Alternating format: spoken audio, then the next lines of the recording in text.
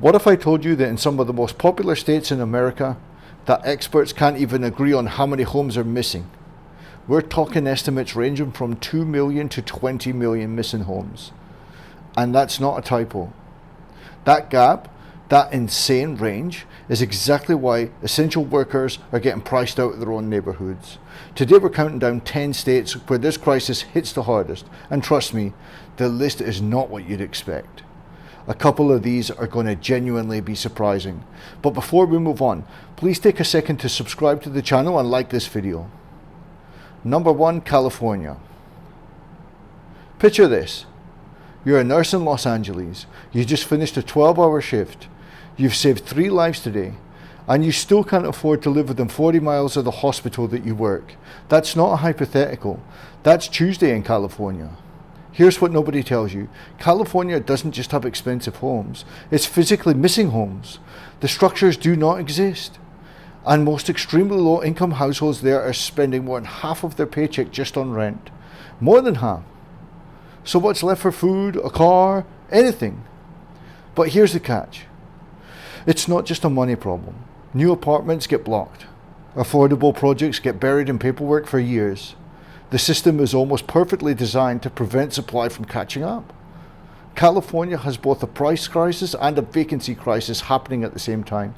And the workers keeping the state alive are paying for it with brutal commutes and empty bank accounts. If you thought California was the obvious number 1, just wait. Because the next state is going to genuinely mess with your head. Number 2 is Texas. Texas was supposed to be the escape hatch. No state income tax, land stretching forever, and home prices that didn't make you want to cry. People flooded into Austin, Dallas, Houston, because the math actually worked. For a minute, it did. But here's what nobody tells you. Austin, its median home prices blew past $500,000. A teacher making $55,000 a year is doing math that simply doesn't math. And the wild part? Texas has the land for it.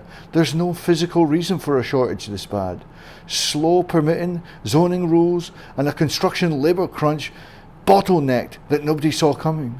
The people getting squeezed hardest aren't tech workers. They're bus drivers, they're the hospital aides, the elementary school teachers that moved to Texas specifically to escape this exact problem. They found it waiting right at the state line. Number 3 is Florida. Florida used to be the retirement dream.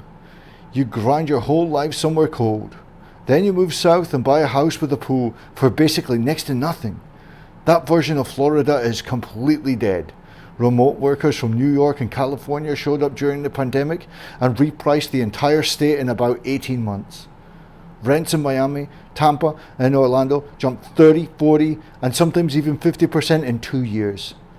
The people already living there, theme park workers, nurses, teachers, got absolutely smashed. Here's a number that is going to hurt. You need to earn roughly $32 an hour just to afford a basic 2-bedroom without going broke. Florida's minimum wage is $13. That math ain't mathin'. And here's the catch that makes everything worse. Hurricane season destroyed Florida's insurance market. Multiple insurers have just left the state entirely. That makes building new homes more expensive, which slows down supply, which keeps prices high. It's a death spiral with an ocean view.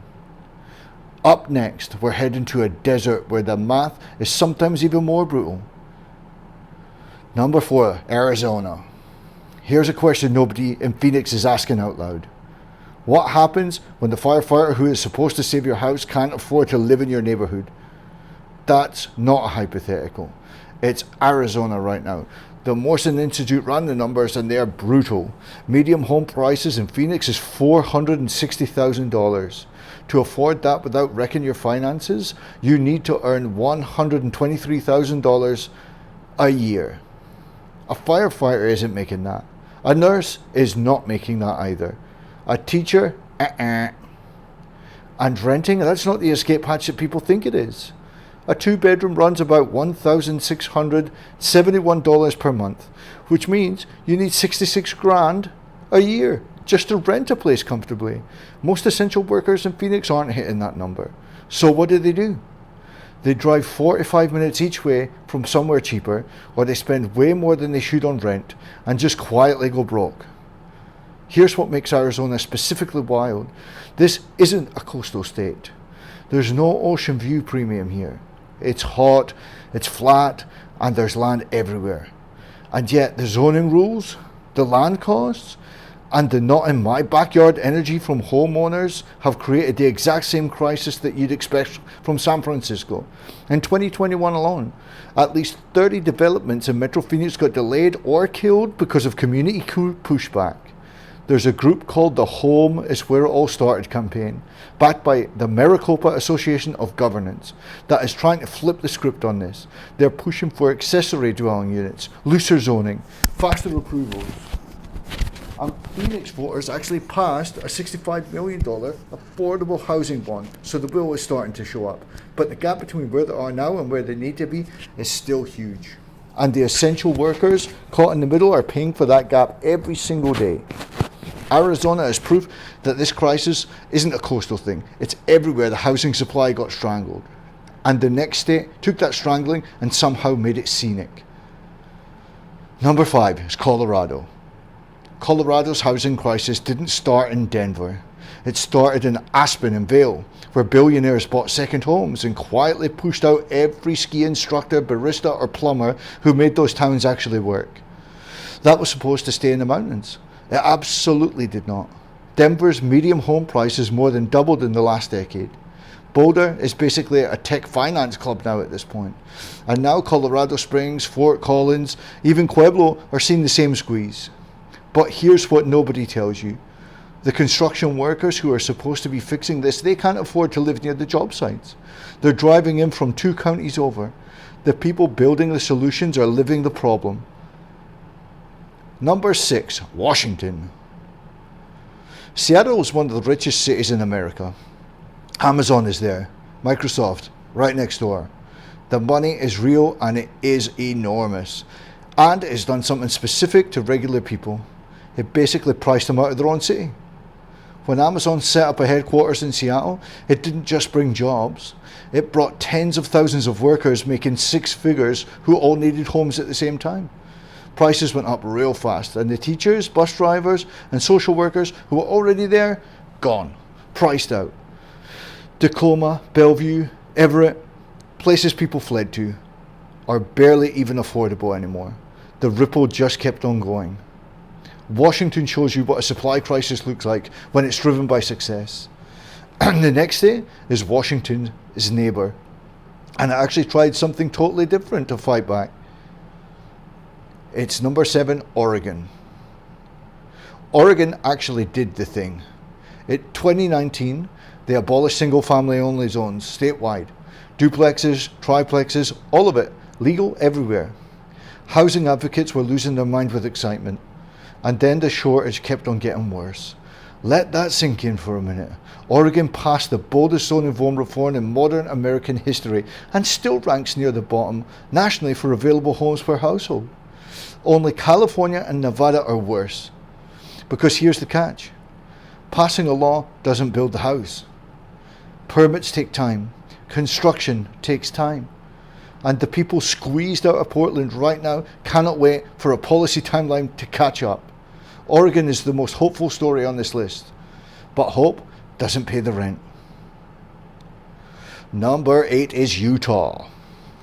Utah is growing so fast it's basically running on fumes. Salt Lake City turned into this legit tech hub. They call it Silicon Slopes. And the outdoor scene pulls in money and people constantly. Sounds great, doesn't it? But here's the catch. Median home prices went from around $400,000 in 2019 to over $550,000 by 2023. That's not a slow drift. That is a sprint. And Utah has a deep cultural preference for single-family homes, so building dense housing has been a slow, painful political fight. And the construction workers who could actually fix these problems, they can't afford to live near the job sites. Growth without housing isn't success. It's just pressure building with nowhere to go. Let's have a look at number 9, Nevada. Nevada has one of the worst available home per houses ratios in the entire country. Worse than Texas, worse than Florida. And if you've ever driven through Nevada and seen miles of empty desert, you're probably thinking to yourself, wait, how is this even possible? Here is the thing. The crisis is almost entirely crammed into Las Vegas and Reno. And Las Vegas runs on hotel cleaners, casino workers, and restaurant staff. People who are definitely not pulling tech industry money. About 27% of Las Vegas renters are spending half of their income on rent. One unexpected car repair away from eviction. The land is there. The space is there. The affordable homes near the jobs absolutely are not. Number 10, North Carolina. Nobody puts North Carolina on this list. It's not California. It's not New York. But that's exactly the point. Charlotte and Raleigh have been two of the fastest growing metros in the country for years. Remote workers, retirees, companies fleeing expensive states.